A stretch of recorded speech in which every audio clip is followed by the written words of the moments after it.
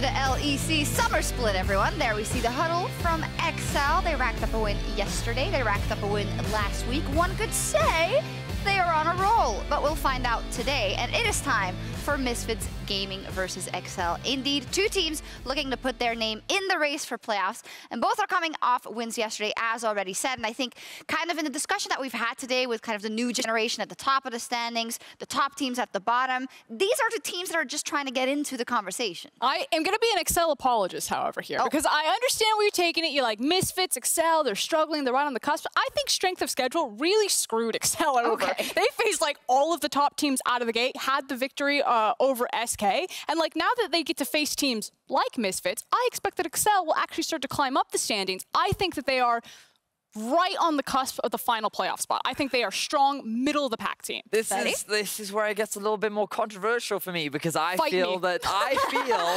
right now the individual performers cannot compete with many of the other middle of the pack table. And I think coming into today, I think they're going to struggle too, because while I do think there were some standout performers yesterday, specifically in Kryze up in the top lane and Troy having a very solid Rakan, I don't think this is a consistent level of performance that we often see from these players. And don't get me wrong, that's not what I'm saying, Vinny. I 100% agree with you. The reason why they're a middle of the pack team is because the individual performers don't have that consistency. And that's especially important when you look across from Misfits, which I think one of Misfits' biggest strengths is actually some of their individual performers. If Febiven has a pop-off game, if Razork has a pop-off game, Kobbe's there as well, they can just brute force. The difference is that I feel like XL are slightly smarter with their macro than Misfits are, but Misfits have slightly better individual performers, so draft will really decide who wins this. Yeah, interesting that you mentioned those strong solo laners, yet our featured matchup is actually Dan versus Kryze, the top laner who you failed to mention. Is there a specific reason for that?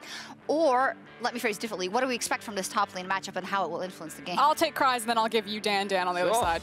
The thing about Kryze is, so far in the LEC, he's shown a fairly limited champion pool. He's been going for more of those scaling picks. I think a big success story for him, though, is the fact that Kayle has shown to be a really good answer into a prime pick like Volibear. Kayle is one of his big comfort champions. I think this kind of boosts him up in the standings, but we really haven't seen versatility from Kryze and being able to play weak side and playing more of those engaged tanks, which then hamstrings XL's composition that they need to find those engagement options elsewhere, which is why Kalista is really important for them. Rakan is very important for them, because you're not getting engaged from your top laner. And I think that you look at Dan, and he's actually quite versatile, because what Misfits found a lot of success with last split was actually primarily playing to the top side of the map. It was Febi, Razork, and Dan all acting as a unit and finding a lot of early game advantages. And with the addition of Kobbe and DOS to the roster, the expectation was that they would be more versatile. They'd be able to expand their options. And what I think we saw yesterday was a bit of return to form of, let's actually give Dan the ability to carry. Let's put him on something that can help win games alongside Febiven. And I think that if they continue with this style, it's kind of like defaulting to what gave them success in the past. The question is, does it really help them evolve as a team? The game's almost ready. Just one more question. I heard, we're focusing on the top laners. Kayle, high priority. Yesterday, that game was kind of really weird to watch, the one that Misfits won over Vitality, because it seemed just waiting for that power spike. Is whoever gets Kayle going to be the decider of this game? I don't think so. I think if Misfits win, it's because XL took bad fights, and I think Misfits are still the stronger collective roster and just punish them. If XL don't take bad fights and instead play the map, I think they play the map smarter than Misfits. But again, whoever has the easiest to execute comp will win this game. Okay, you know what to do, coaches. This game is a pivotal fight for both teams in the race for playoffs, so let's see who takes the crucial win. Hello, welcome back to the caster desk. I just want to say, I had a bottle of water, and there's a bin like 10 meters away. I got that one in one. Ender watched it. You did? It was very impressive. It was very impressive. I didn't think he could do it. I didn't think he had that in him. But now let's get on to some League of Yes. Because that's my personal celebration done. We are going to get on to picks and bans here. Misfits versus XL. Fosk saying she thinks XL is slightly better in terms of macro play, but Misfits have the stronger individuals, Ender. And at the end of the day, it came down to who has the easier to execute composition. So we're going to be looking at that in our draft coming right up here. Of course, big takeaways from yesterday's game for XL. Got a big win up against Sjokz, of course, but Kryze finally got a moment to shine up there in the top lane on the Wukong. So I want to see if they can give some comfort, if they can put him on another champion that can look to win out in that 1v1 matchup. Well, I'll have to wait and see if they manage to give him something strong. At the moment, Azir banned away, Varus taken away. Expect to see Syndra removed. Yuumi has been up near the top of ban lists as well. There's just a few power picks right now. I wonder if we'll see something like the KO band away from Kryze. For the moment, looks like we're going to stick pretty standard here with the Azir and the Vedius.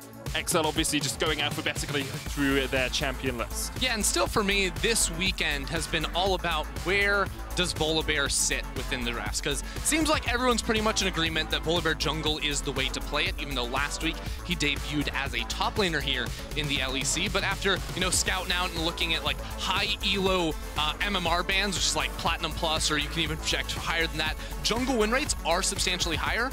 So I was like, wait a second, I need to try this. And all of a sudden I'm playing games on Volibear jungle and he's looking nasty. So I really like his ability to fight early on in the game. And I think even though teams are not banning him, he is popping up as a very safe, blind pickable jungle because you can flex him and because he's just powerful in both roles. Apparently worthy of a first pick here for XL. They'll lock it in straight away. Lots of AD carries removed from the pool by both these teams.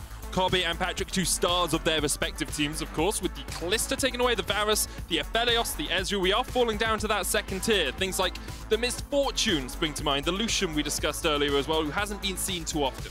Yeah, maybe a Kai'Sa as well. Yeah. Kobbe has played that one time so far this play. I think it was paired with a DOS Nautilus in the bottom lane, if I remember correctly. It was into an Ezreal. That was the specific into an Ezreal, right? Well, can't play it against an Ezreal today, but you also can't play 5 bot laners today, so that's gonna remove a whole lot. Now, Razork on Olaf. We just saw in the last game, Olaf was also taken as the answer into the Volibear. One of the big strengths of Volibear jungle is that his early clear relatively fast because the AoE is relatively healthy with the shields and heals, and his early skirmishing powerful. Now, Olaf does all of those things just simply better than Volibear does in the early game. Now, there is a trade-off a little bit later on because I think Volibear does offer more utility towards his team, but this says that Razork, to me, wants to take more control in the early game.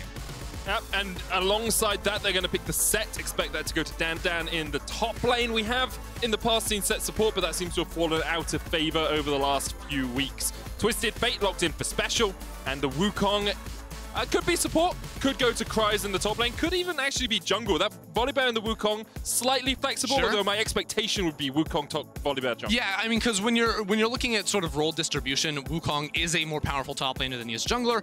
Volibear is more powerful jungler than he is top laner, dependent on matchups, of course. But I want to see the Wukong for Kryze. Kryze looked good on that yesterday. Beaten up on Odoamne's Gangplank in the top lane. Now, this is going to be blind pick, so maybe not the safest option for what Misfits want to run some sort of, you know, strong duelist into the Wukong to punish him early on. Well, I mean, Sett is already locked in, right? So expectation right now is that that Sett goes in towards the top lane. Senna going to get taken away by Misfits, so we're not going to see Senna Wukong in the bottom lane. And it does, we're really going to be scraping the barrel of AD carries near the end of this, right? Like, there's a huge amount of bans. Patrik, of course, he's played Sivir already this split. Apart from that, everything... Oh, Kai'Sa. No, Kai'Sa was banned. Yeah, everything else he's played has been banned. Ashe is available as an option if you want to outrange the Kai'Sa within the lane. If we're going for like Ashe, go Caitlyn, Draven. We're just going to list all the spots. I mean, those are a little bit more extreme to me. Just play Vayne. Just play Vayne, Patrik. So, like, if you want to lock in like an Ashe Thresh in the bottom lane, could be a decent Thresh has got all the way through. Now, that's surprising to me as well. The fact that no one has decided to pick Thresh this early on. Both of the sports play it, or at least have played one game of it. So, a little bit shocked by that. Senna, as we said, was banned from Misfits. Malphite going to get taken away by XL. There's the Rakan ban to stop the Xayah Rakan bottom lane. I was just about to say that, because like Xayah Rakan open, and Torre played a mean Rakan game yesterday. Has been a very powerful historical pick for him as well. So I think Misfits catching on to that smart ban. Importantly as well, it teams up so well with a Twisted Fate who can Destiny in because you can use them as a jumping off point. With a Wukong who can Cyclone in because you can use them as a jumping off point. And with a Volibear, because what does the Volibear need to do? Well, he needs to chase people down, and if you can lock them in place, he then gets onto them even easier. So really like that ban. There's a Blitzcrank ban. Thresh is still available. How has Thresh got this far through pick and ban? He's like he's the S tier. Thresh, Yuumi are like the 2 blindable supports right now. I'm honestly surprised we got a Blitz ban. Like, I'm just looking at that like, what's going on right there? What are they trying to run? It gets hard countered by the young Blitzcrank down bot side. Now Misfits trying to hide on to whatever support option they're going to be going here with the Orianna in mid. Of course, they see the Twist Fate on the other side, so they can hold on to that one for the time being. And one piece that Misfits comp was missing was reliable engage, because, you know, Olaf can sort of run at people, Sett can sort of do the same. Orianna going to round that out very nicely. Currently hovering Kog'Maw. Now, this would be quite spicy. Last time we saw Kog'Maw in the LEC was, of course, Caps in finals. Okay. And it's locked in. Okay. Okay. That's a little bit shocking, I'll admit.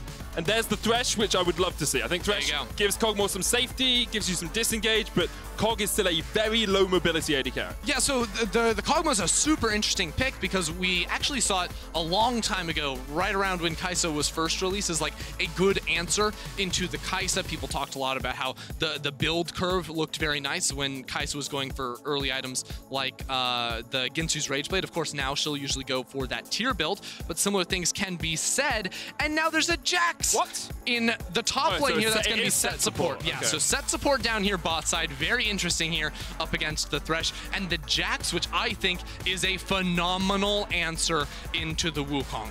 Wukong going to struggle against duelists that can do his job better. Jax does his job better in the 1v1 fights. And on top of that, Jax offers so much in terms of magic damage via his W, via the passive auto attack boosts on his ultimate as well. Dan in a side lane is going to be a serious threat, and also hard counters a Twisted Fate when he's trying to port into his lane and drop a gold card on it, because he just dodges ninja moves, gets away from that one, no problem. That's actually a really interesting pick. Sett support is something we haven't seen too commonly, but that flexibility has always been there for the pick. I like it as well. It gives you good ball delivery for the Orianna if you want to jump on into the backline with the showstopper.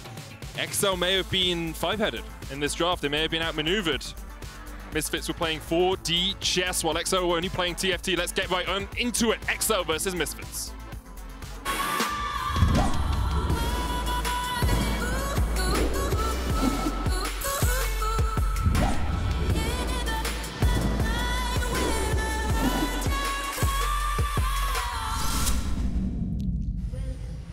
I've been told that joke about TFT was out of line, and Medic will no longer be working for the company. I will say, it was not a moment of negative casting. It was a positive casting experience. Into the game, XL versus Misfits. Hold it in, Ender. Hold it in. It's fine. It's fine. Okay, so Misfits did set up something up towards the top side here. Not going to be able to spot anyone out. XL have, of course, been known for some of their level 1s ever since Youngbuck joined, who was the level 1 master when he was on Fnatic. So Misfits expecting perhaps something to happen. Just wanted to make sure that no one got caught out alone. All right, so diving in here, looking at some of these rune choices. I'm already jumping out, looking at the spellbooks in mid lane. Not too uncommon. Cleanse for Febi against the Twist Fate. But Phase Rush in the bot side for DOS. He's, of course, going to be splashing in the Inspiration Tree because Hex Flash on Sett so powerful. But this is something you can do. I wonder if DOS is going full movement speed in the Sorcery Tree with Nimbus Cloak, with Celerity and all that stuff. It could be just insane movement speed. So I didn't get into the game because usually we spectate them. You can actually check, Ender, and I'm going to ask if you could just do that for me right now and see exactly what the Sett is running, because there are a few different options on the Sett. So yeah, he's got all the move speed. Celerity, Water Walking. I think that was Hex Flash. You've now so he has Hex Flash and Dematerializer as well. So I quite like this because the idea is that you get all the extra movement speed, you can chase people down pretty effectively, and one of the major issues with Sett into Thresh is that he can keep you at arm's length with the flay, right? So you try and get in range for the Facebreaker, assuming the Thresh is any good, he just flays you away. Getting that extra movement speed, getting that extra ability to close the gap works, and as you can see there, Joss tries to get in range, can't get there, Torre gives him a nice little Rammus thumbs up.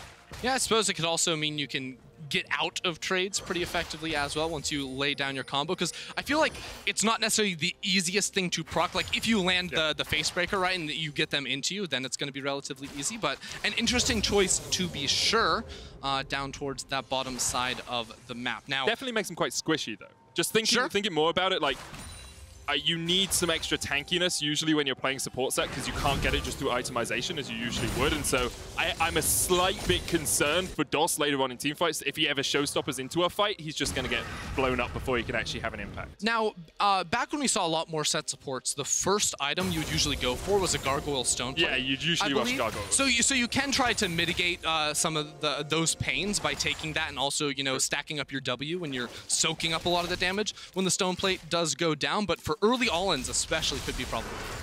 Caedrel's looking for a fight in the mid lane. Febiven is going to get stunned up immediately. Cleanses special going in with the gold card as well. Febiven unable to get underneath the tower. Caedrel. Oh, no. Caedrel decided not to flash and just survives. I thought he was going to go down, but Caedrel understanding his health bar better than I did there as he manages to get out alive. Clearly not even close right there. He's going to go ahead and say, but very likely will need to take a base soon, and this is wonderful news for Razork, who has control of the top lane Scuttle Crab, knowing that he's going to win any fight against a Caedrel that walks into him, and also has vision in the bot side river, so he knows Caedrel isn't there, which means he can take this Scuttle Crab, he can then sprint through mid lane, down towards that bot Scuttle. He can even try to push out mid lane, so this is like jungler's paradise. Like, the wave is already pushing, so his mid laner's like, please break the freeze, sir. He's like, yes, of course, sure, no problem. I'll take all your experience. I'm now up 11 CS. I'm going to get wards inside your jungle, and Volibear, you don't get to play the game if we ever look at each other. In your head, do all mid laners call their junglers sir? I mean, of course. That's just the How else are jungler they getting a mentality. blue buff? Please, sir, can I have some more gruel, sir? Please, sir, can I have a blue buff, sir? It's I never Oliver give him a blue Twist, but buff. you are the evil jungler who presides over it all. Razork, as you said, will be very happy with how the early game has gone here. Caedrel's already gone back, got himself a Chilling Smite, but Razork is now looking to take away these Razor Beats. And he got the timer on Raptors. He's now here for Special, who has no cleanse. Now, unfortunately for Razork, he is seen.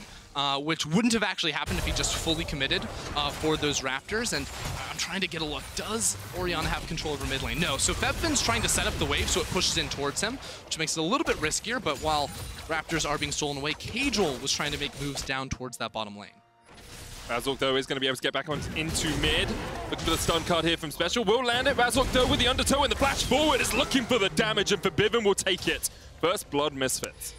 Well, there you have it. Febiven setting up the wave perfectly for Razork to come in and look for a gank. And Special knew that the Olaf was there. His ward that he placed before he actually saw the Olaf, completely useless for him in that situation. So really like the early maneuvering from Razork through the jungle, who, I mean, I wonder if we could even pull up the experience graph, because that would show us how much of a lead Razork has. Right now, he's almost halfway towards level 6. Caedrel still stuck underneath level 5, which is going to be a big deal. When you see that Razork has more experience than both mid laners, you know Olaf's going to have a good game.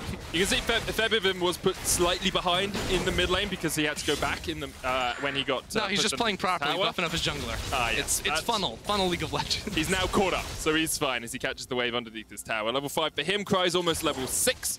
And let's talk a little bit compositionally about how these teams are going to work, because we got through the draft with a few surprise picks and we didn't really touch on what we expect to be the developments as the game goes on. Yeah, so one of the things that Frosk was actually talking about a lot on the desk was like which comp is in theory easier to execute. And I actually think Excel have a lot of good things going for them when it's like how you approach a team fight is very straightforward, right? You're going to have a Wukong coming in on a side and then pretty much everyone just running straight face first towards Misfits, where you have pick tools with Twist Fate and the Thresh, and then of course Patrick's range is going to be a massive benefit against 3 melee champions and the very low range Kai'Sa. So that immediately steps out as a problem for Misfits in the 5v5, is they're going to get outranged by that Kog'Maw very heavily, and they don't really have the tools to set up for Orianna to threaten onto that Kog'Maw either. Now, where Misfits are going to be very strong is their dueling around the Olaf that's been hyper-fed already and is level 6, how they can transition that into a very early Drake, and the later we get, Dandan's impact in a side lane, because we already said Twisted Fate cannot match into that at all because his first gold card is going to be completely ignored. And also, once the Blade of the Ruined King comes through, once we start getting towards, you know, Trinity Force as well for this Jax in the top lane, he's only going to accelerate past this Wukong in the 1v1. Could even go Death Dance if he wants. Sure. On the Jax, third item would be pretty powerful. Make him done well unkillable in some of these fights. One interesting thing, so this is a change to Death Dance a while ago, I think even before the actual build path changed, is that Death Dance is not just healing off of auto attacks or physical damage. Yeah. It's all damage, which includes the magic damage that Dandan's going to be dealing with in his kit. So that's one of those cool little optimizations that not necessarily everyone knows about, because those changes came in fairly recently, in the last year. And also, that's the sort of small subtext that people glance over. You know, like when you sign a contract, it's like, all damage, some damage. It's the same little thing. It's like when you buy items, you always, it's like when you actually has an EULA at the bottom, and people don't read through it. Yeah.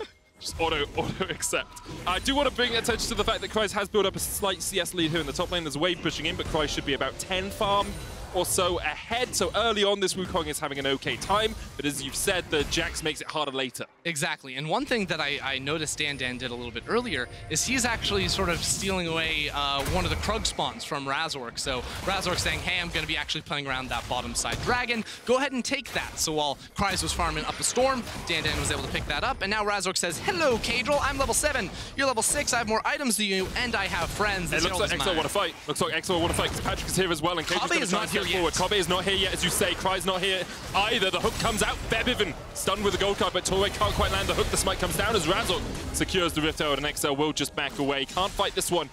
And no need to after the Herald has been secured by Misfits. Yeah, that's a really unfortunate there for Excel. So Caedrel had the idea of, I'm going to try to sneak away this Rift Herald before Misfits can get their reset off and get towards topside, which was a good idea because Kobbe was late on the reset and that move up into the top lane. But unfortunately, because of this jungle matchup and the way early events in this game transpired, Razork has a lead, so he can single-handedly force him off of that objective. And now that just means Razork doesn't actually fall behind. He didn't actually spend any time wasting it on the Herald. Razork going to continue to maintain this lead, and Excel weren't able to trade it for anything else around the map. Misfits feeling very good after that exchange, and Dust flashes to trade that one with Patrik.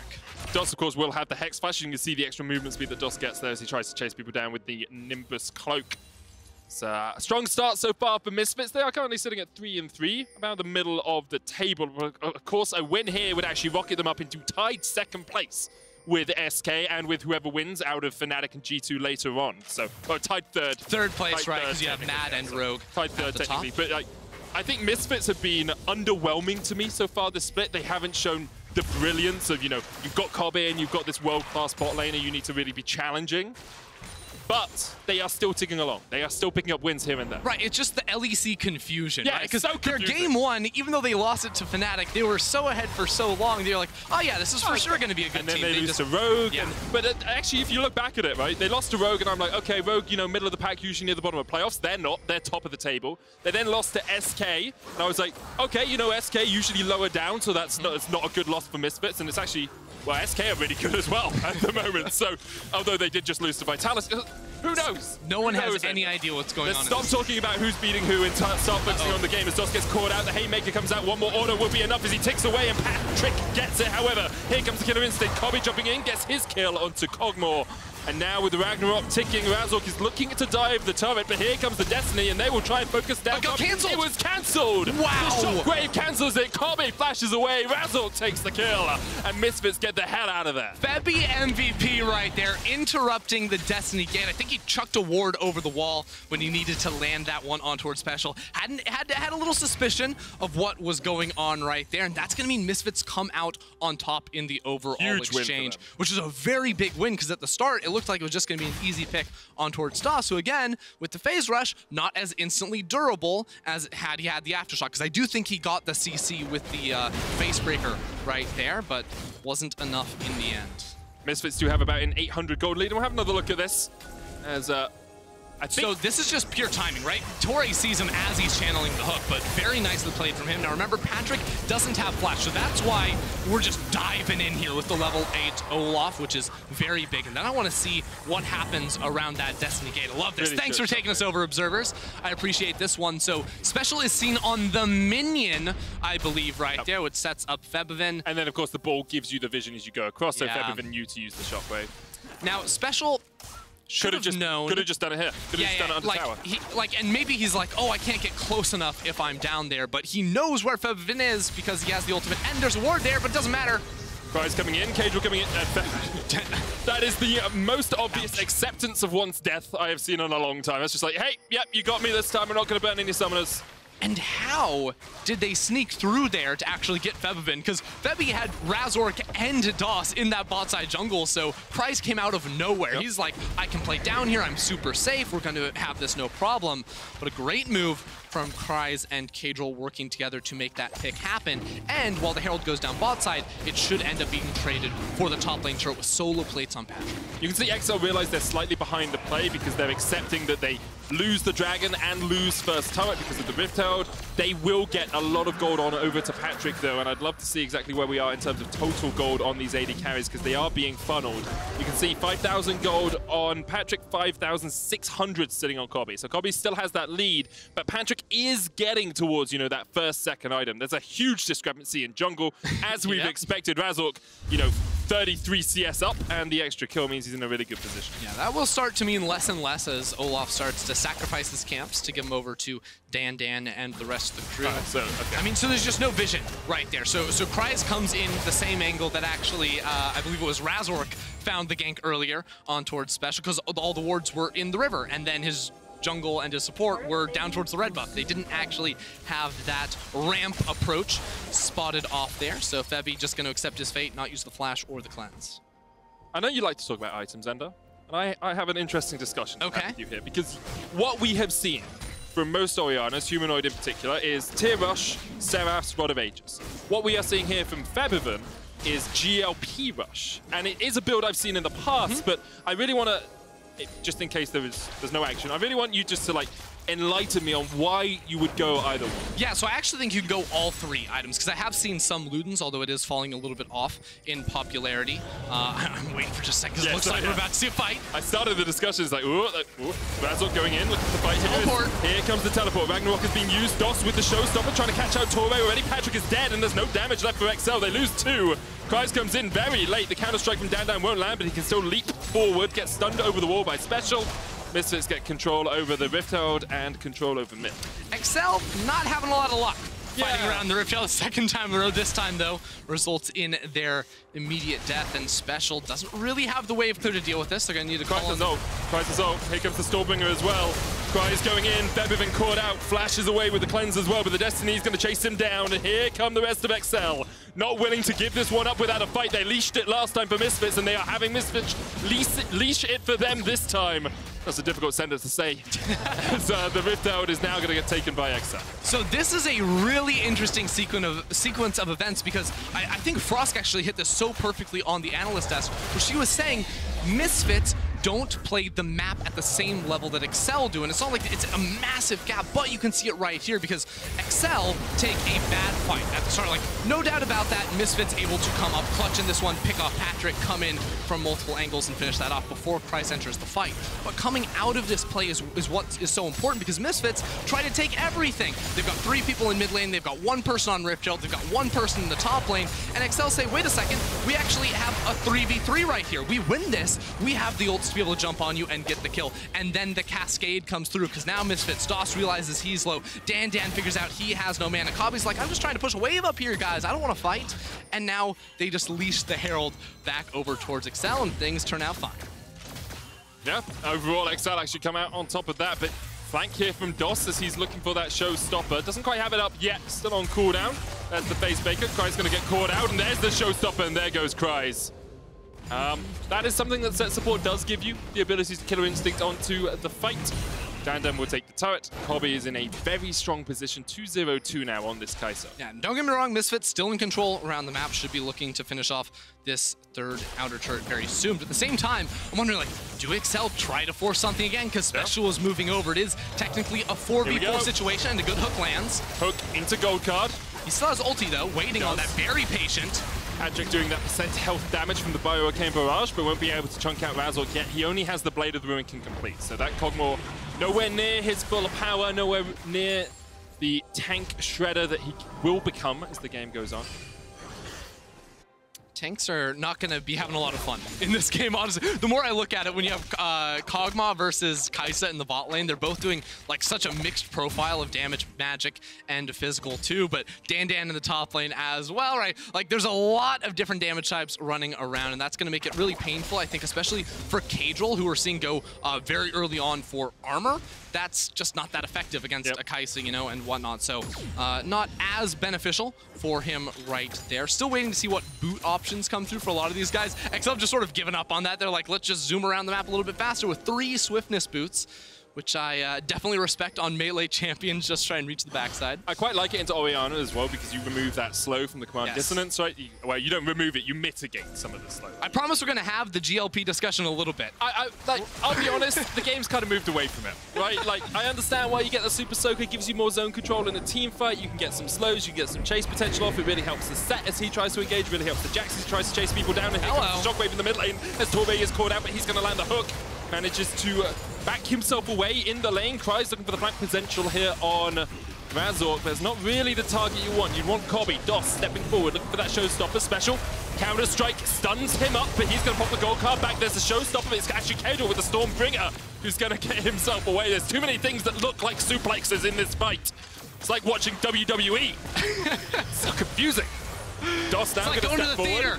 It's like going to the theater. There's still a showstopper available. Kryze going to pop his clone. Has the Cyclone. What else have we got? Destiny Gate. Patrik still has his ult as well, of course, as Febiven's Shockwave is almost back on cooldown. Yeah, this is just madness right now. And Febiven gonna have that very soon, as you said, but very little mana mana on Patrik as well. Has the flank, DOS has the flank, he has the base breaker as well. Look for the Haymaker, gets a bit of a shield, but he's gonna get forced back. Kryze is in the pit with Dan. He's trying to dodge away with the clone. Patrik flashes away from the Shockwave, and here comes the Cyclone in the middle of the pit. But the Ocean Dragon's down to about 2,000 HP, and XL are not willing to give this one up. They look for the fight, but instead Misfits take it, they get out, XL retreat, and in the end, no one dies, and a dragon falls. Madness ensues inside of the pit. The smite was terrible. It could have been stolen away, but XL not going to end up risking it all around that objective, which means 4 minutes, 45 seconds away from Misfits being able to procure themselves an Ocean Soul, which is absolutely massive for their team. And I mean, XL, it feels so weird because you look at their hard engage options. What are they really? You're trying to play off of good hooks or a gold card, someone from Misfits getting too close to you, and that works when Misfits are running at you and you're just trying to fight out in the open. But when Misfits are actually just, bunched up around an objective, they're doing very good things trying to zone XL away, especially with that Orianna. The ultimate, of course, burned 2 flashes, I think, from both Kog'Maw and the Thresh right there. And the GLP as well to try and keep those players at bay. It's been a bit of an odd one so far. 1,600 gold the lead for Misfits. Ginsu's complete on Kobbe. He is going mostly magic damage.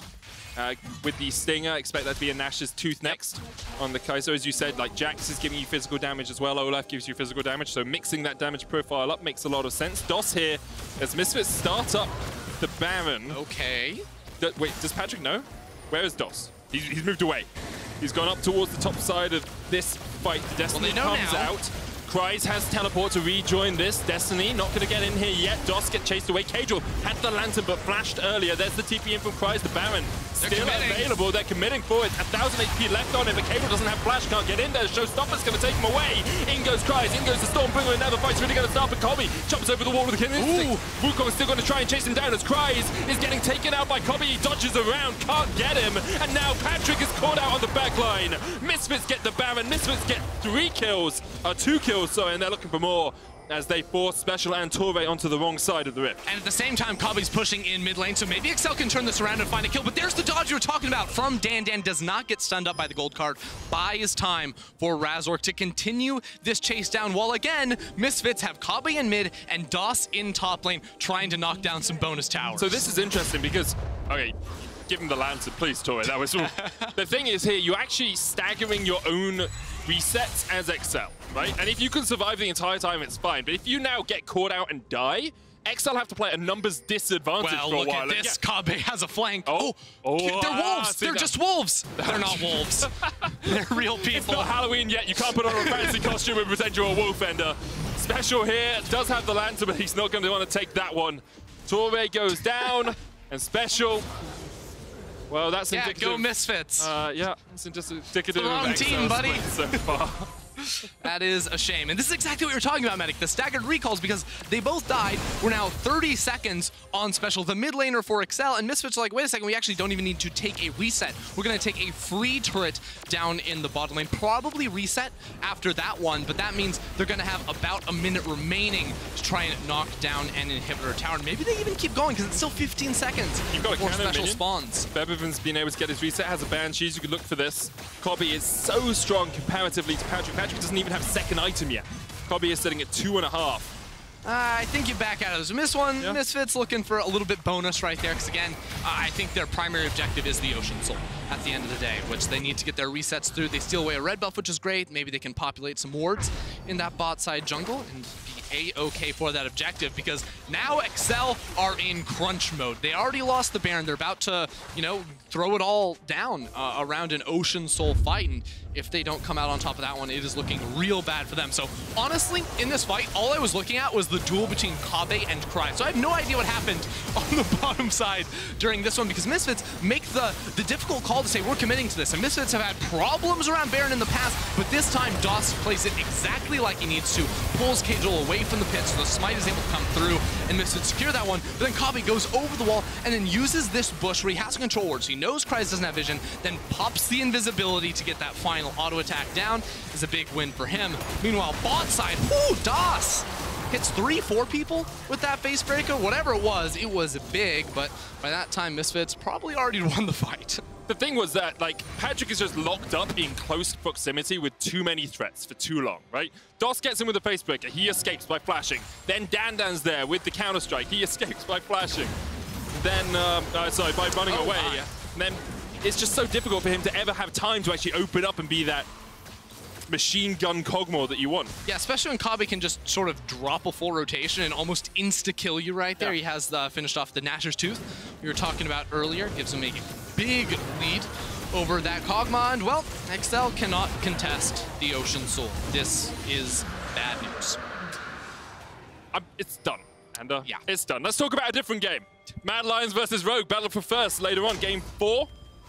In a couple of games' time. They are both sitting at 5-1 so far after taking wins over G2 and Origin and Fnatic yesterday. Who play in game 5? Battle of the Meek. In one of those, in another important game. So much League of Legends all the time. So many important games. Every game counts. Watch the LEC today. All right, is this an advert now? See, the problem with it being an advert is I'm advertising the show people are watching on the show people are watching. Yes, they'll come back next week. That's true. That is the hope as the hook lands onto Razork. He's going to be able to get himself away. No Baron available for Misfits, so instead they're just going to try and crack this bot lane inhibitor tower. Hook's going to land, but it really doesn't do too much. Razork's very happy to gobble up those hooks and stop them from catching onto his backline. The shockwave comes in, but Kryze has been able to get on towards Kobbe. He doesn't really do enough damage, though, as Torre is just chunked out by himself. Kryze going in, there's a showstopper from DOS. Kryze going out as he falls. Patrick's going to try and open up with the Kog'Maw, but in the end, it's a 1-for-3 exchange. Kobbe's still full HP. Febiven still full HP. And Misfits still well in command of this game. Might even look for the end here, Ender. I mean, Kobbe's just unkillable here. XL continue to try and dive on in. Kobbe doing big damage. One more auto attack would have been enough to finish off Special, but Special gonna have to wait inside the base. Patrik doesn't have the mana to maintain the barrage coming through right there, so we'll be able to push Misfits off the base for now, but inhibitors down. Misfits looking very good in this one. We'll watch the fight one more time, because again, it really is like two battles sort of going on. One is, you know, how can Excel jump on Kobbe? Is he killable in the backline? The other is Razork and DOS causing so much havoc, making it so Special and Patrik can do almost nothing. Because Kobbe on the right side of the fight uses his ult to be able to kite out. It looks great for him. On the other side, Dan buys enough time and is able to survive at the end of it all. So it is a numbers advantage coming out of it for Misfits, which means they get the inhibitor on top of that. You can see, though, like, if Patrik is left unattended for too long, he will be able to take over this fight. The problem is, his frontline doesn't survive for long enough. His frontline can't lock down people. I'll also say, like, Kog'Maw's percent HP damage, and Razork went for a Warmog, so he's just like, hey, buff your damage numbers. I'll make you look like a really good ADC this game. Like, that's my job. I will say, if I was going to pick an ADC to buff the damage numbers up, I think Patrik is a strong contender. He's a very good AD carry generally. DOS looking for something here, but it's not going to be able to find it. And you see, that's 3 autos. There's 3 autos of DOS. Kog'Maw does a lot of damage, but now with the Baron up, Misfits are just setting up around it. They have that Ocean Soul still ticking them up. They have a 7,000 gold lead, and the Destiny's going to come in from Special. But he's now flanked by that teleporters. Misfits look for a little bit more of the action. Hey. Dan is just splitting off towards the top lane as Misfits have started up the Baron, and there's no vision for XL. The Firesight alteration will get them some. I mean, I don't know what XL are going to be able to do here, because they don't have vision, and again, they can't actually claim any territory. You know, they have to use the Destiny to be able to spot out where Misfits are. They don't have the hard engage tools. They don't have, quite frankly, the power at this moment into the Ocean Soul team to be able to do much of anything, and there's no healing reduction for this squad either, which means that with Blade of the Ruined King in the top lane, all the sustain they're going to be getting from this Ocean Soul, it is not being mitigated one bit, and we know how powerful that Ocean Soul is. You just cannot fight into it. So 2 Executioner's callings have been picked up. Oh, did those just come through? So Kryze had his, I believe, and the other one on Patrik was just picked up. So I'm not going to blame you for that. Look at the screen sometimes, Ender. Helps. Patrik is going to get lanterned away by Torre, and you can see Misfits just forcing their way into the XL base. Kryze going to try and jump in. The shockwave flashed away from Patrik, but he's already half HP, and he's going back to the fountain, limping his way, injured and alone, back to base to try and heal up for one final base defense. But Misfits doing it by the numbers. They will get the 3rd inhibitor. DOS goes in, Showstoppers cries out. No lantern. Yeah, DOS is just locked up there for quite a while. But here comes Kobbe. Very greedy there as Patrik is just unable to get the damage in. I thought it was greedy. Dandan's going to jump in as well. Good play away from Torre to keep Dandan on the back line, and Kobbe has gone down. Caedrel tanky on the front line, but the Nexus Tower falls as well, and Misfits just need one more Nexus turret between them and that win. Their 4th win of the split. It would be Patrik no mana, can't pop the Bio-Cane Barrage. Can't do too much about Misfits. Dandan stepping forward with the counter-strike, stops all of the Kog'Maw's damage from coming out. There is the Shockwave, and there goes the Nexus. Misfits with a commanding win over XL. Start to finish, I thought Misfits played a pretty solid game. Maybe some hiccups in early fights, but Razork dominated through that jungle early on, built up a big advantage for him and the team, which snowballed into those objectives, meant they got all those early dragons, which ultimately ended up winning them the game right there. Solid performance from Misfits. Yeah, it really was. Overall, I think it was a strong performance by Misfits, and if you guys think one of the players stood out more than the others, you can go to Key Player of the Game vote at LEC on Twitter. Razork, Kobbe, and DOS are your options. Sure. I think they all had good games. There was no player that really blew me away this game, I'll be honest. I think it was just a good all-round performance. I will say, this is a very important game for DOS in particular, because he's received so much criticism, and I think around the Baron buff, his ultimate was absolutely pivotal. On the Sett support, looked solid overall, so well done, my man. Good job, DOS. Coming up next, Vedius takes a look at Misfits' Baron setup. So they just secured a 2-0 week. And a Baron. And a Baron. Woo.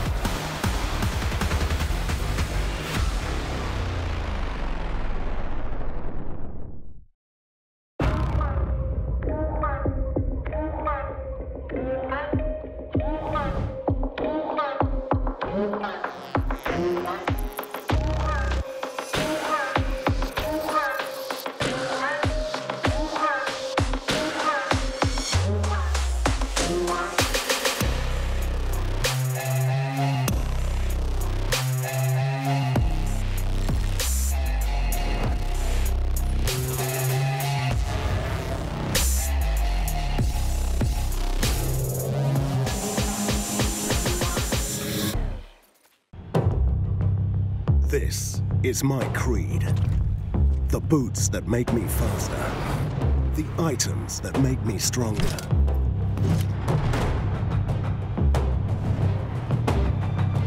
The potions that I drink. I get the best to be more powerful, so my champion rises to the top. But all this leveling up means nothing if I don't level up myself. It's the healthy potions I drink in real life that make me stronger. Because you can only rule the game when you realize you are your most important champion. To play like a pro, eat like a pro.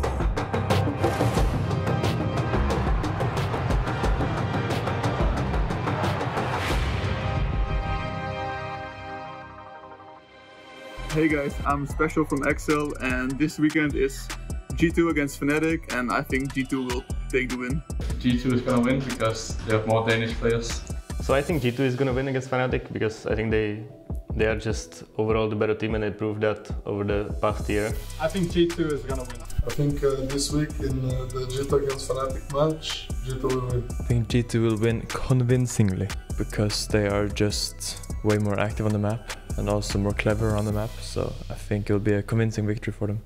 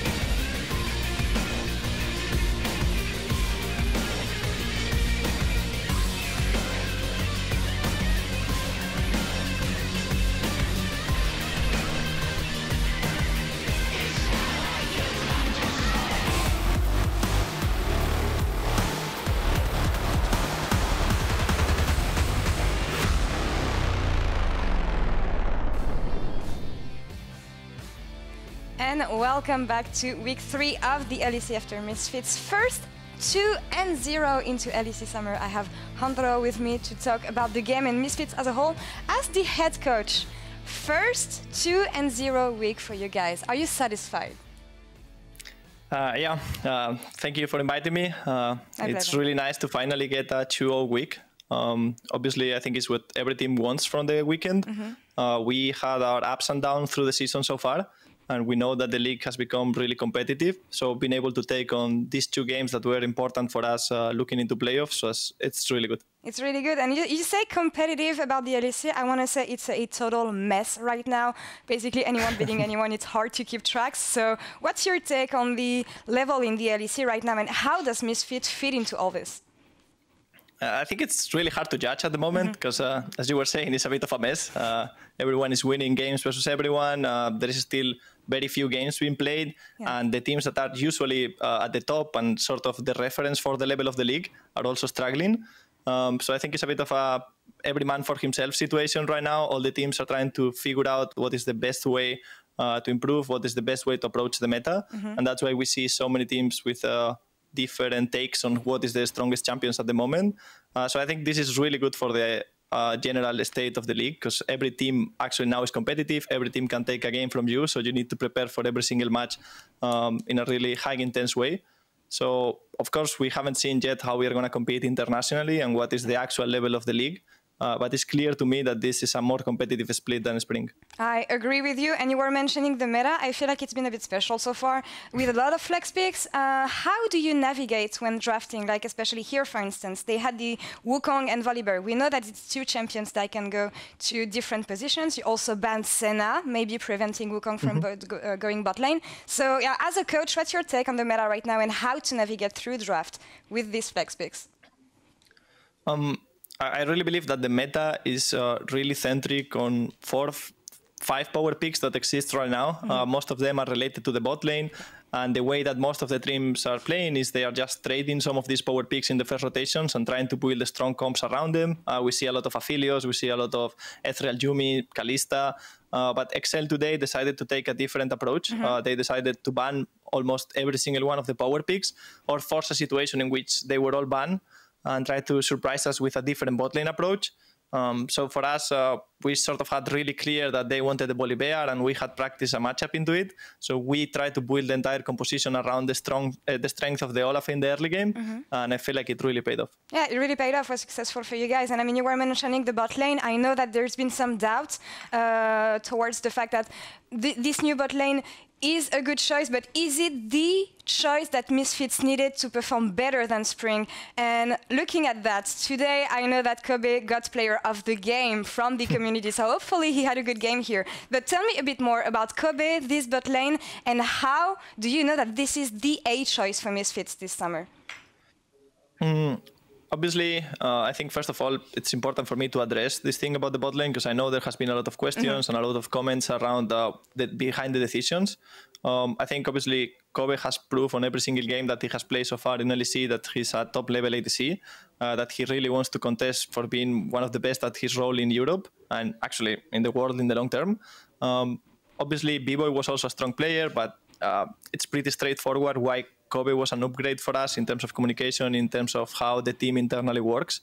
And obviously, support decision was a bit more difficult at the beginning, but it comes from a tryout internal process in which both of them had an opportunity. Both of them had a lot of games with Casper, and they got to see how the synergy works. We got to see how the 5-man unit works, and we are convinced that those will develop into a really, really strong support. And I think they are proving that they are getting better as a bot lane every single game. So I'm really confident on our decision here. I can understand why for some of the fans can be upsetting on first sight.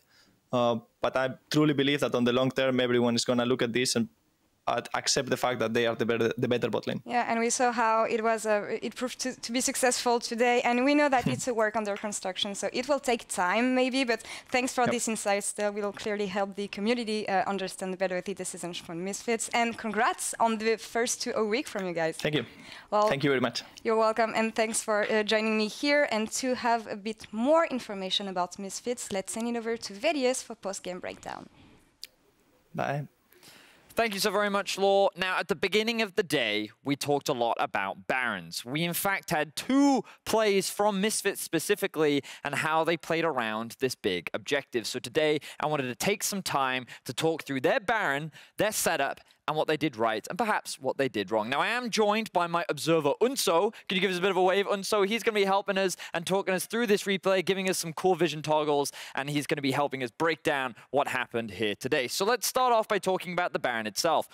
This is 20 minutes and 15 seconds into the game. This is very early, but Misfits feel very strong. They've got Razork, who's already level 11. He has a level advantage over the Volibear. They know that Kobbe's at level 11 as well, and they know that they have good vision control. So the first thing I want to do, Unso, can you toggle the vision for us from XL's perspective? What can they see inside the pit? So you'll notice that they do have this very small ward inside the pit. They've also got this, and they've also got this coming out from the side. Now, they have a bit of information, and they can see that something is going on the map. Let's now swap over to Misfits vision and see what they can see. So they have a control ward sitting inside the river. They've got a bit of vision here, but ultimately, they see a lot of information inside the enemy jungle because they've got DOS and Febiven hanging around that are slowly moving further in to the enemy jungle to see if they can try and force back any opposition. So these 2 are going to start it on the actual Baron itself.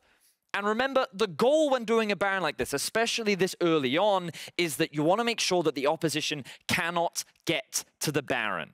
This was something that Misfits failed multiple times in their previous Baron attempts, where the enemy could get close enough for a 50-50 play. So let's start rolling this out, and then let's see how they do this. So, of course, the Scribe's Bloom gets them a bit of information, but now it goes back into Fog of War. And I want to quickly pause it here, and then, again, let's see what XL can see, because they've just popped the TF ultimate, which gives them access and information towards what's going on in the Baron. They can actually see the HP bar of the Baron, and they know that they've got time. So let's go back to full vision, and let's start playing the replay out again. XL want to try and approach. They have a couple of angles that they can take. So let's pause it once more time and so. Thank you very much. The first thing you'll see is that they have one access route here through the blue buff. They also have one access route here. And this is where Misfits have to then make a decision whether they want to defend or turn an attack. The first thing you'll notice is that Dan is looking to come in from a flank from the mid lane. He started pushing in that wave. DOS immediately turns onto Caedrel, and he knows that Caedrel is the threat. This is the guy that has the greatest risk of a steal, and they do not want to run the risk of him taking that away. So they're going to try and keep him away. Special in their hand is trying to get closer to the Baron pit, and is going to use his ultimate to close the gap a little bit. So let's roll the play out and see what happens next. Notice here that Razork goes back towards the Baron, and let's pause it once again. Caedrel has found a way to get into a very close situation where he can actually threaten and steal the Baron. If we could very quickly toggle the vision and see what XL can see, the problem that Caedrel actually gets information on how low this Baron is. And at this point, you're sitting here thinking, okay, this is a little bit scary for Misfits now, because this Baron is getting low, the jungler is right here, XL is ready to steal it. They've also got a teleport coming in from the top laner, and all of XL have committed to trying to make their way in through the flank. Now remember, this Baron is still fine as long as Misfits can keep XL away from the Baron, because Misfits have so much control around this area of the map. There's also Dan coming in from the flank slightly further down here. So let's go back to full vision, and then let's start playing this out once again. And I want us to pause it here. Look at what DOS does. The caster's highlighted it perfectly. He immediately ults the jungler away, and this then gives time for Misfits to finish off this Baron. It doesn't matter that he has the smite. It doesn't matter that he has his ultimate to jump in, because he's removed from the equation. The only other people now that Misfits have to worry about are these three that are looking to get into the pit, while Razork is slowly chipping away at the Baron buff. Kobbe is going to look to provide distractions. You've also got the Orianna ultimate here, and so let's play out the clip and see exactly what happens. Razork is going to finish this one off. He's going to get some health from Kobbe, but it's too late for Caedrel to dive into the pit. And you've got to remember that at this point, Misfits is still stronger. They know that they can still turn and actually go for the 5v5 team fight, and they're able to turn this in their favor. It was all about whether or not they would lose the Baron. And I think while there were many elements in this play that were risky, a lot of props has to go to DOS in how he kept the jungler away, and how all in all, Misfits did the right thing. They kept XL away from the pit to give the two members time to be able to secure it. I want to give a big thank you to our observer Unso for helping us walk through that and to get a bit of extra information. Now, in a few minutes, Schalke and Origin are going to hit the Rift for Game 3, so be sure to stick around.